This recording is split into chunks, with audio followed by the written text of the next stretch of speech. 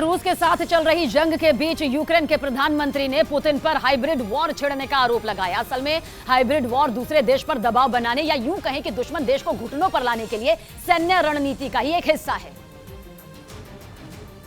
जिसके तहत जंग के दौरान फेक न्यूज, साइबर हमले, जासूसी, कूटनीति, अंतर्राष्ट्रीय कानून और विदेशी दखल जैसे तरीकों से भी युद्ध को प्रभावित करने की कोशिश की जाती है। और यूक्रेन का आरोप है कि रूस के राष्ट्रपति पुतिन भी यूरोपियन यूनियन के खिलाफ हाइब्रिड वॉर कर रहे हैं ताकि रूस पर लगाए आर्थिक प्रतिबंधों को हटाया जा सके। Але при цьому Росія гібридно воює на європейському континенті із Європейським Союзом. І असल में रूस ने 24 फरवरी को यूक्रेन पर हमला किया था, जिसके बाद से यूरोपियन यूनियन के 27 देश यूक्रेन की मदद कर रहे हैं।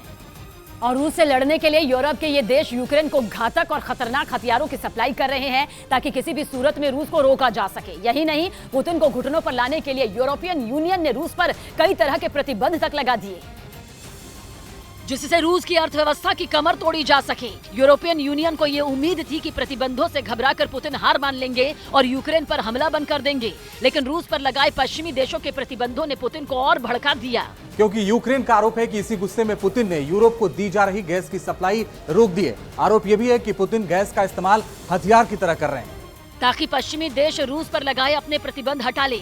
इस बीच पश्चिमी देशों की परेशानी तब और बढ़ गई जब 2 सितंबर को रूस की सरकारी कंपनी गज़प्रॉम ने नॉर्ड स्ट्रीम 1 पाइपलाइन से यूरोप को भेजी जाने वाली गैस की सप्लाई अनिश्चित काल के लिए बंद कर दी।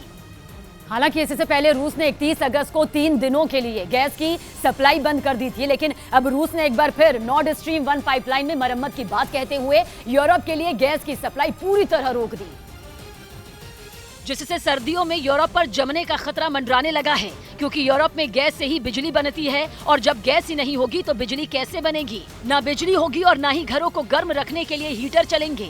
जंग शुरू होने से पहले यूरोप तक 40% नेचुरल गैस की सप्लाई रूस से हुआ करती थी, लेकिन अब यूरोप तक पहुंचने वाली गैस में रूस का हिस्सा केवल 15% रह चुका है। पुतिन ने यूरोप को होने वाली गैस की सप्लाई में 60% की कटौती कर दी है। बताया जा रहा है कि जून के आखिरी हफ्ते से ही रूस से यूरोपीय देशों को नियमित रूप से गैस नहीं मिल रही।